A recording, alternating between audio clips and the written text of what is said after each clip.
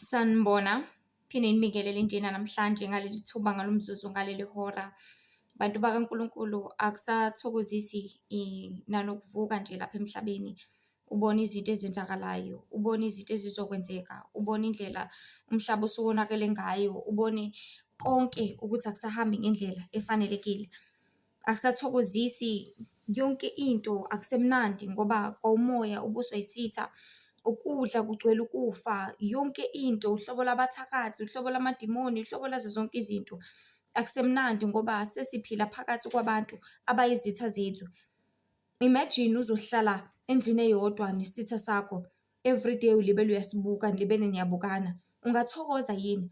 Imagine uzophila ku-environment eyodwa nomuntu ongakufuni okunyanyayo, awuthokoze.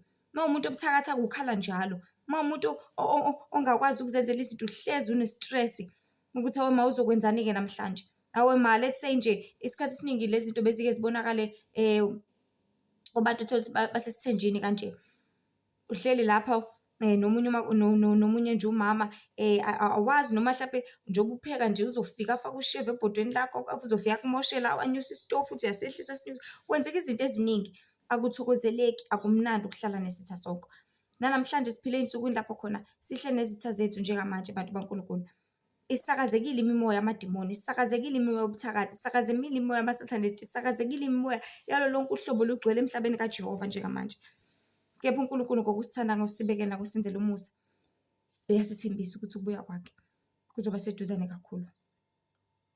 Bantu baNkulunkulu, engifisa ukudlulisa namhlanje umyalezo uNkulunkulu angithume wona, engiwuthole ngomhla ka-17 August, lapho khona ngizilile ngiza kuNkulunkulu ngithi, Nkosi, uma ngabe kukhona okungenza umuntu asale mhla ulanda ibandla lakho, ngiyacela ukuthi ungembulele ungitshengise lezo zinto Nkosi, ngoba akekho la angazelela ukusala ngomhla kuphela, akekho la angazelela ukusala mhla uJesu elanda ibandla lakhe. Kukona konke lokho ngabona isibonakaliso bantu baNkulunkulu, ngizoya straight kwi-point ukuze kwazi ukuthi umyalezo wethu ukhave lo 10 minutes. Ngabona engazuthi kulenga intambo, kwehla intambo, it was around 3 nje ekuseni, 3-4.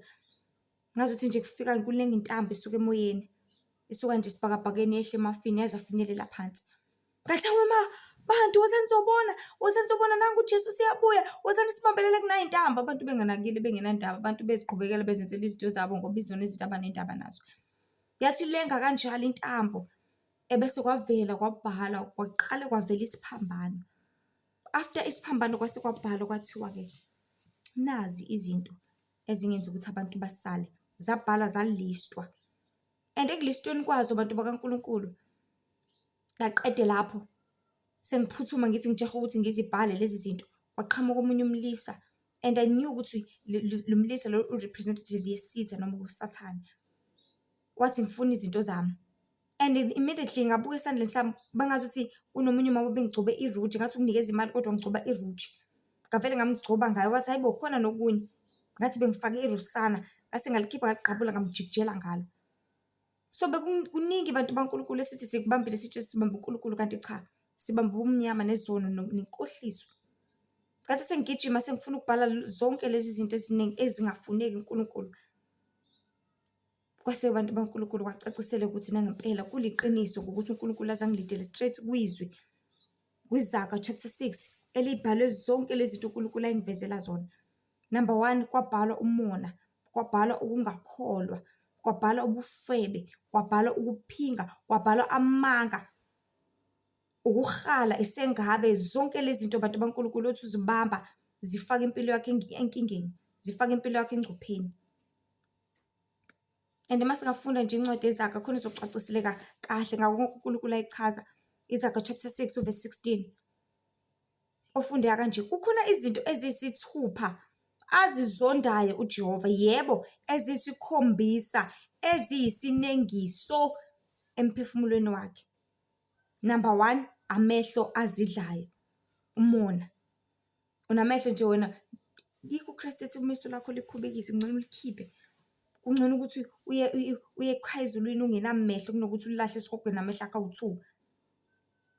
Zonke izinto uNkulunkulu ufuna ukuthi thina kube yithi esilwayo ukuze sikususe konke lokhu kuqhela ezimpilweni zethu ukuze kungabi naku sengama ekuthenini ukusibophele phansi kulo mhlaba ongewasiza ngalo sogcwele isono.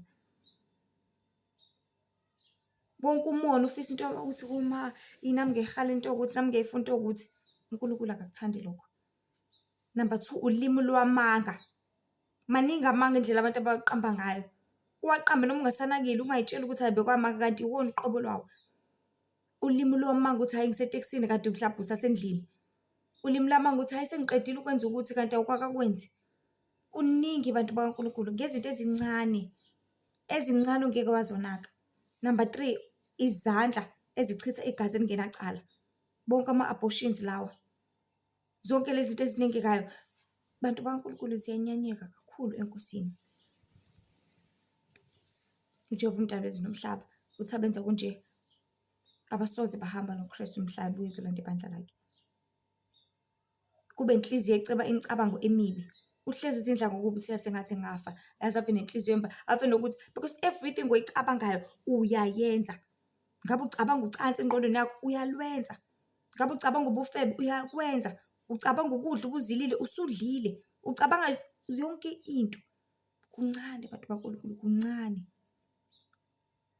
Kube izinyawo ezisheshe ukugijimela ebubini.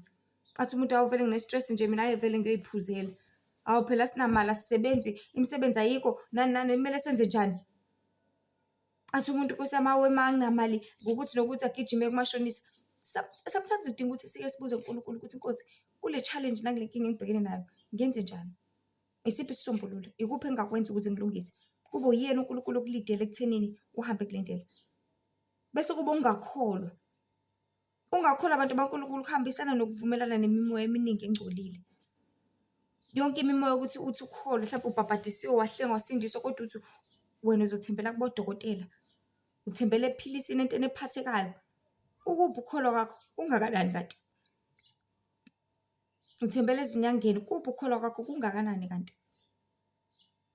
Uthembela kumashonisa kuphi ukholwa kwakho kungakanani ngoba mhlawumbe uNkulunkulu bengakulindela kumzalwane wakho bengakunika leyo mali mhlawumbe bengiyakhokhisa ngisho ukukhokhisa ngoba uswele imali yokugibela. Kungakanani kanti ukholwa kwakho? Inhliziyo yakho kanti ikholela kuphi? Nofakazi wamanga ophafuza inkohliso obanga ukuxabana phakathi kwabazalwane. Kuthiwa niyambona umfundisi uyena odla imazi ibandla.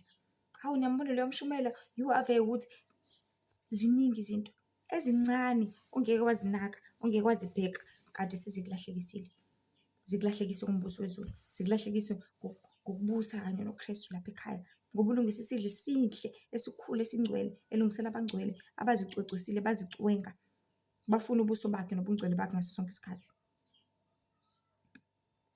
Umbuzo ke uthi kuzona zonke lezi zinto ngabe kuphi osakwenza? Bantu bakaNkulunkulu ezinkulu ezimnandi indaba zombuso wezulu zithi phendukani ngoba umbuso wezulu usondele. Uhlenge usindise ubhabhadiswe ngoba ukuphela kwezinto zonke sekufikile kanti nokufa kuseduzane kakhulu. Makusakhona osakubambile kudedele namhlanje.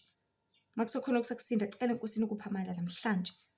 Makusakhona okusayinkinga cela amandla kaNkulunkulu ukuthi akusindise kukona konke lokhu namhlanje.